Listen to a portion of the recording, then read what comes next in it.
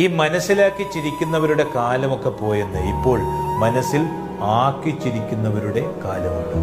നമ്മളൊക്കെ സ്നേഹിക്കുന്നവരും വിശ്വസിക്കുന്നവരുമെല്ലാം നമ്മളെയും അതുപോലെ സ്നേഹിക്കുന്നു, വിശ്വസിക്കുന്നു എന്ന് നമ്മൾ ചിന്തിക്കുന്നതാണെന്ന് മണ്ടത്തരം.